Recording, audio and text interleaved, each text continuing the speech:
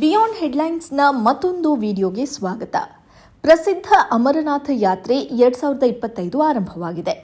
ಬಾಬಾ ಬರ್ಫಾನಿಯ ದರ್ಶನ ಪಡೆಯುವುದಕ್ಕೆ ಸಾವಿರಾರು ಭಕ್ತರು ಜಮ್ಮು ಮತ್ತು ಕಾಶ್ಮೀರದ ಕಠಿಣ ಪರ್ವತ ಪ್ರದೇಶಗಳಿಗೆ ಪ್ರಯಾಣ ಬೆಳೆಸಿದ್ದಾರೆ.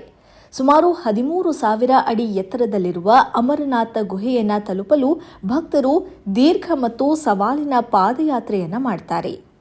ಪಹಲ್ಗಾಮ್ ಮತ್ತು ಬಾಲ್ಟಾಲ್ ಎಂಬ 2 ಮಾರ್ಗಗಳ ಮೂಲಕ ಅಮರನಾಥ ಇದ್ದಲ್ಲಿಗೆ ಭಕ್ತರು ತಲುಪುತ್ತಾರೆ. ಕೆಲವು ತಿಂಗಳ ಹಿಂದೆ ಪಹಲ್ಗಾಮ್ನಲ್ಲಿ ಉಗ್ರರ ದಾಳಿಯಾಗಿತ್ತು. ಈ ಹಿನ್ನೆಲೆಯಲ್ಲಿ ಭಾರೀ ಬಿಗಿ ಬಂದೋಬಸ್ತನ್ನು ಏರ್ಪಡಿಸಲಾಗಿದೆ. ಪಹಲ್ಗಾಮ್ ಮಾರ್ಗದಿಂದ ಬಾಬಾ ಬರ್ಫಾನಿಗೆ ಭೇಟಿ ನೀಡುವುದಕ್ಕೆ 3 ರಿಂದ 4 ದಿನ ಬೇಕು.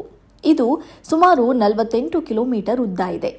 ನೈಸರ್ಗಿಕ ಸೌಂದರ್ಯದಿಂದ ತುಂಬಿದ್ದು ಕಡಿಮೆ ಕಡಿದಾದ ಹತ್ತುವಿಕೆ ಹೊಂದಿದೆ. ಧಾರ್ಮಿಕ ಮಹತ್ವದ ವಿಚಾರದಲ್ಲಿ ಇದೇ ಹಾದಿಯನ್ನ ಭಕ್ತರು ಹೆಚ್ಚಾಗಿ ಆರಿಸಿಕೊಳ್ತಾರೆ. ಬಾಲ್ಟಾಲ್ ಮಾರ್ಗದಿಂದ 1 ರಿಂದ 2 ದಿನಗಳು ಬೇಕು. ಈ ಮಾರ್ಗ ಸುಮಾರು 14 ಕಿಲೋಮೀಟರ್ ಉದ್ದ ಇದೆ.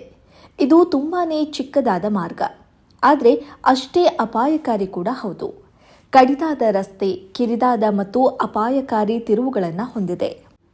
ಇಲ್ಲಿ ನಡೆದುಕೊಂಡು ಹೋಗೋದು ಸವಾಲಿನ ಕೆಲಸ. ಯುವ ಮತ್ತು ಉತ್ಸಾಹಿ ಆರೋಗ್ಯವಂತ ಭಕ್ತರಿಗೆ ಈ ಮಾರ್ಗ ಸೂಕ್ತ.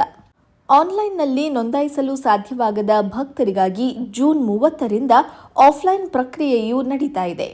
ಜಮ್ಮು ರೈಲು ನಿಲ್ದಾಣದ ಬಳಿಯ ಸರಸ್ವತಿ ಧಾಮ, ಜಮ್ಮುವಿನ ವೈಷ್ಣವಿ ಧಾಮ ಮತ್ತು ಪಂಚಾಯತ್ ಭವನ ಮಹಾಜನ್, ಕೆವೈಸಿ ಕೇಂದ್ರ, ರೈಲ್ವೆ ನಿಲ್ದಾಣ ಮತ್ತು ಬೇಸ್ ಕ್ಯಾಂಪ್ ಭಗವತಿ ನಗರ ಜೊತೆಗೆ ಗೊತ್ತುಪಡಿಸಿದ ಬ್ಯಾಂಕ್ಗಳ 533 ಶಾಖೆಗಳಲ್ಲಿ ಟೋಕನ್ ಕೇಂದ್ರ ಸ್ಥಾಪಿಸಲಾಗಿದೆ.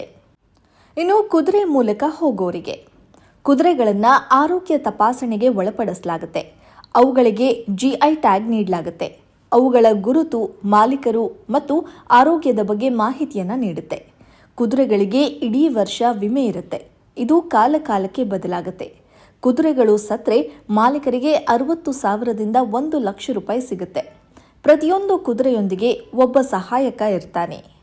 ಅವರು ಗುರುತಿನ ಚೀಟಿಯನ್ನು ಹೊಂದಿದ್ದು ವೈದ್ಯಕೀಯ ತಪಾಸಣೆಗೆ ಒಳಗಾಗ್ತಾರೆ. ಭದ್ರತಾ ಕಾರಣಗಳಿಗಾಗಿ ಪ್ರಯಾಣ ಆರಂಭಿಸುವ ಮೊದಲು ಸಹಾಯಕನ ಬದಲಾಯಿಸಲಾಗುವುದಿಲ್ಲ. 2 ದಿನಗಳವರೆಗೆ ಕುದುರೆ ಸವಾರರಿಗೆ 8,000ದಿಂದ 10,000 ಅಂತ ಸರ್ಕಾರಿ ದರ ನಿಗದಿಪಡಿಸಲಾಗಿದೆ. ಆಹಾರ ಮತ್ತು ಪಾನೀಯಗಳು ಇದರಲ್ಲಿ ಸೇರಿವೆ. ಯಾತ್ರಾರ್ಥಿಗಳ ಅನುಕೂಲತೆ ಮತ್ತು ಸುರಕ್ಷತೆಗಾಗಿ ಜಮ್ಮು ಮತ್ತು ಕಾಶ್ಮೀರ ಆಡಳಿತ ವ್ಯಾಪಕವಾದ ವ್ಯವಸ್ಥೆಗಳನ್ನು ಮಾಡಿದೆ.